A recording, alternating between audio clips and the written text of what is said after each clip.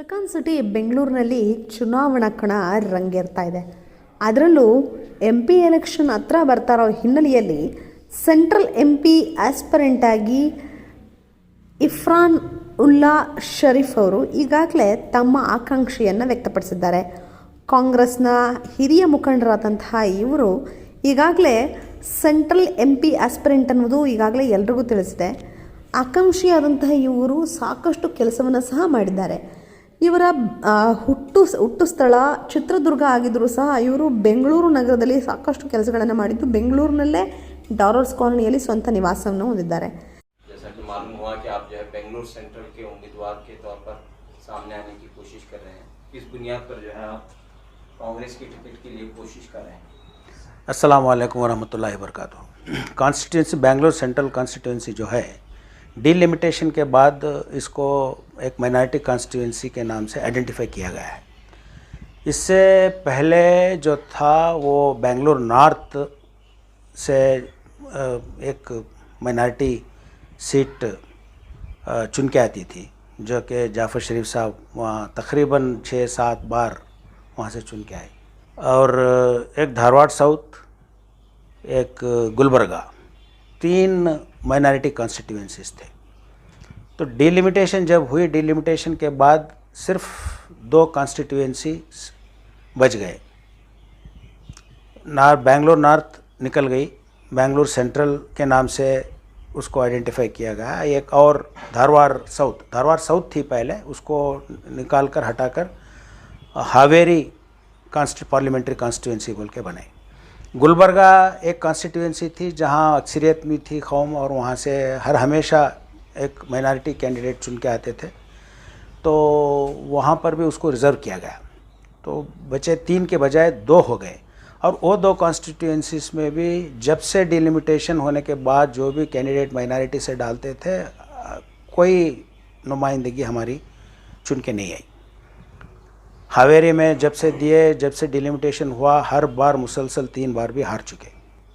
एक हमारे सलीम अहमद साहब तो अच्छे नौजवान थे और सब तमाम मुख्तलिफ़ कौमों के साथ उनका राबिता भी अच्छा था. इत्तेहाद इत्तेफाक, नॉन कंट्रोवर्शियल पर्सनैलिटी थी.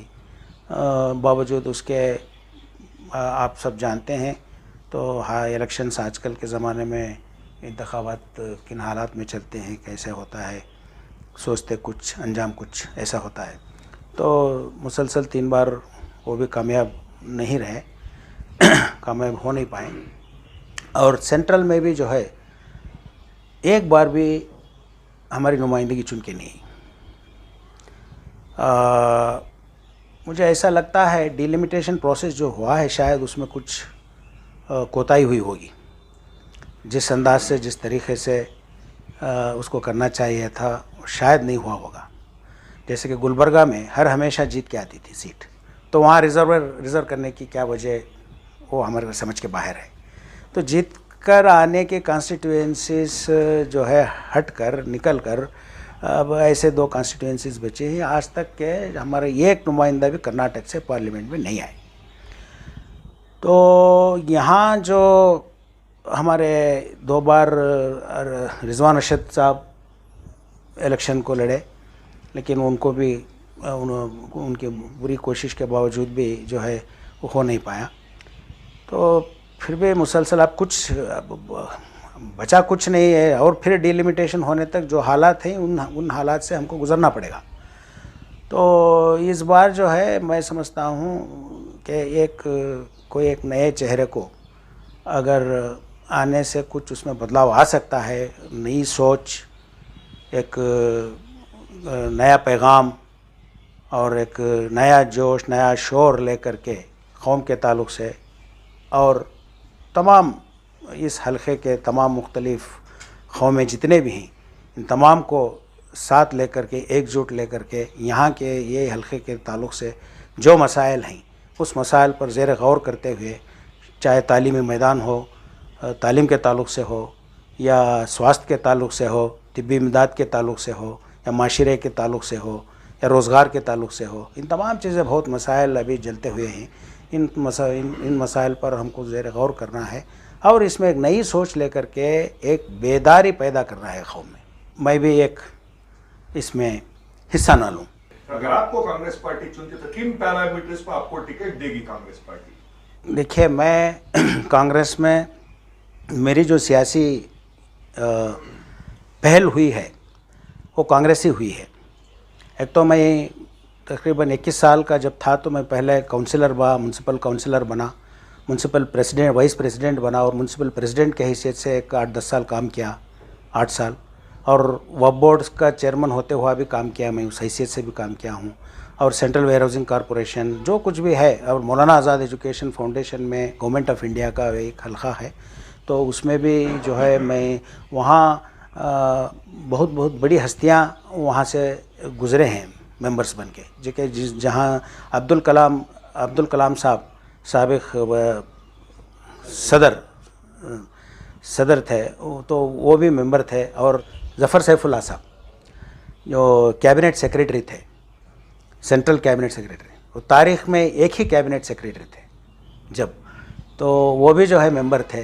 तो ऐसे एक एस्टीम्ड इदारे से, एक बहुत से अहमियत रखने वाले इदारे, जहाँ के वो यूनिवर्सिटी के वाइस चांसलर और कश्मीर यूनिवर्सिटी के वाइस चांसलर भी एक मेंबर होती, तो उस बॉडी में भी जो है मैं मेंबर के हैसियत से काम किया हूँ 3 साल। ಇನ್ನು ಕರೋನಾ ಸಮಯದಲ್ಲಿ ಸಾಕಷ್ಟು ಜನಸ್ನೇಹಿ ಕೆಲಸವನ್ನು ಮಾಡಿದ್ದಾರೆ. ಅಷ್ಟೇ ಅಲ್ಲ, ಉತ್ತಮ ವಿದ್ಯಾಭ್ಯಾಸಕ್ಕೆ ಸಾಕ್ಷಿಯಾಗಿ ಇವರ ಮಗನನ್ನು IAS ಆಫೀಸರ್ ಸಹ ಮಾಡಿದ್ದಾರೆ. ಇನ್ನು ಮಗಳು ಸಹ ಯುನೈಟೆಡ್ ನೇಷನ್ನಲ್ಲಿ ಈಗಾಗಲೇ ವರ್ಕ್ ಮಾಡ್ತಾ ಇದ್ದಿದ್ದು, ಕರೋನಾ ಸಂದರ್ಭದಲ್ಲಿ ಸಾಕಷ್ಟು ಜನ ವಿದ್ಯಾರ್ಥಿಗಳಿಗೆ ಸಹಾಯವನ್ನು ಮಾಡಿದ್ದಾರೆ. SB ಗ್ರೂಪ್ ಆಫ್ ಇನ್ಸ್ಟಿಟ್ಯೂಟ್ನ ವತಿಯಿಂದ ಸುಮಾರು 1 ಲಕ್ಷಕ್ಕೂ ಹೆಚ್ಚು ವಿದ್ಯಾರ್ಥಿಗಳಿಗೆ ವಿದ್ಯಾಭ್ಯಾಸಕ್ಕೆ ನೆರವಾಗಲಿದೆ. ಅಷ್ಟೇ ಅಲ್ಲ, ಹಲವು ಸಂದರ್ಭಗಳಲ್ಲಿ ಸ್ಕಾಲರ್ಶಿಪ್ ಇರಬಹುದು, ಜನರಿಗೆ ಪೆನ್ಷನ್ ಇರಬಹುದು, ಇನ್ನೂ ಹಲವು ಕಾರ್ಯಕ್ರಮಗಳನ್ನು ಇವರು ಮಾಡಿಕೊಟ್ಟಿದ್ದಾರೆ. ಈ ಹಿನ್ನೆಲೆಯಲ್ಲಿ ತಾವು ಕಾಂಗ್ರೆಸ್ನ ಸೆಂಟ್ರಲ್, ಅಂದರೆ ಈಗಾಗಲೇ ತಿಳಿದಿರೋ ಹಾಗೆ ಸೆಂಟ್ರಲ್ನ ಆಕಾಂಕ್ಷಿಯಾಗಿದ್ದು, ಈ ಭಾಗದಲ್ಲಿ ತಮಗೆ ಟಿಕೆಟ್ ಸಿಕ್ಕರೆ ಖಂಡಿತವಾಗಿಯೂ ಸೇವಾ ಮನೋಭಾವವನ್ನು ಮುಂದುವರಿಸುವುದಾಗಿ ಇವರು ಸ್ಪಷ್ಟಪಡಿಸಿದ್ದಾರೆ. ಈ ಸಂಬಂಧ ಇತ್ತೀಚೆಗೆ ಸುದ್ದಿಗೋಷ್ಠಿಯನ್ನು ಮಾಡಿದ್ದು, ಸಾಕಷ್ಟು ಮಾಹಿತಿಯನ್ನು ಹಂಚಿಕೊಂಡಿದ್ದು, ಜನರು ಸಹ ಇವರ ಪರವಾಗಿ ಒಲವನ್ನು ಸಾಮಾಜಿಕ ಜಾಲತಾಣದಲ್ಲಿ ತೋರಿಸ್ತಾ ಇದ್ದಾರೆ. तालीमी मैदान में जो इदारे बनते हैं, नए वो पॉलिसीज़ लेकर के आते हैं एजुकेशन के ताल्लुक़ से, तालीमी ताल्लुक़ से, वो सब वहाँ बनते हैं, तश्कील होते हैं, और वहाँ से फ्री ग्रांट भी देते हैं इदारों को 10 लाख से 1 करोड़ तक इदारे बनाने के लिए। तो वो सब अब तो उसका कॉर्पस कम हो चुका है, लेकिन वहाँ भी काम कर चुका हूँ। ये सारी चीज़ें जो है मैं कांग्रेस से जुड़कर काम किया हूँ, और मैं अर्बन डेवलपमेंट अथॉरिटी का चेयरमैन भी था वहाँ का। तो काफ़ी वालिद साहब भी जो है सोशल सर्विस में आए थे आज़ादी के ज़माने से, तो निजरंगप्पा जी जो एक्स चीफ मिनिस्टर थे उनके वो साथी थे।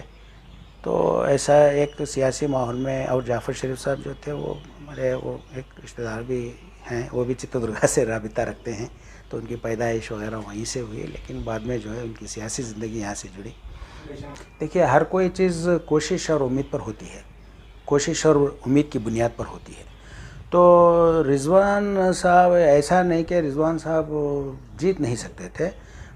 रिजवान भाई जब इलेक्शन लड़े तो थोड़ा क्या है, माहौल अलग था जब, तो भारतीय जनता पार्टी की वेव बहुत ज़ोरदार थी, और नए से आई थी पार्टी सेंट्रल में, वो वेव भी था, और एक बदलाव भी चाहती थी जब गवर्नमेंट। ये तो बदलाव लाना जो है लोगों का एक ये है, वो अभी भी ऐसा एक मुस्लिम कैंडिडेट जीत पाएगा, कुछ नए अमल, कुछ फार्मूला है आपके पास?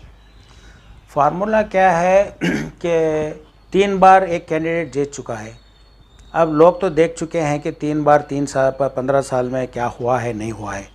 अगर हम कुछ एक नए मंसूबे को लेकर निकलते हैं, एक नई सोच को लेकर निकलते हैं, तो एक बदलाव लाने का एक हमारा वो एक एजेंडा रखकर जब निकलते हैं, तो लोगों में वो एक बेदारी आती है। और ऐसे कैंडिडेट को चुनना है जो कि अपनी कम्युनिटी का भी करें और दूसरे कम्युनिटीज़ को भी साथ लेकर जो है एकजुट होकर लेकर चलें, और हल्के के मसाइल को लेकर के उसको हल करके सबको साथ लेकर चलना है, ये ज़रूरी है।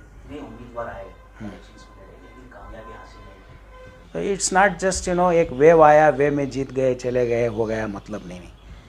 और कभी भी हमें when we travel a distance and look back, we should feel एक जर्नी ऑफ लाइफ के what have I done in my journey, so that should at least satisfy my conscience, why I have come, what have I done and what am I going to do.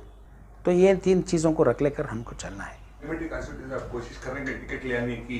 इसमें 3 ऐसे constituency जिसके नुमाइंदा Muslims हैं, जी। रिजवान रशीद हैं, एन.ए. हारिस हैं, जमीर अहमद खान हैं, जो cabinet minister हैं। जी। क्या आपको इन तीनों की हिमायत है अगर आप टिकट लेने जा रहे हैं तो?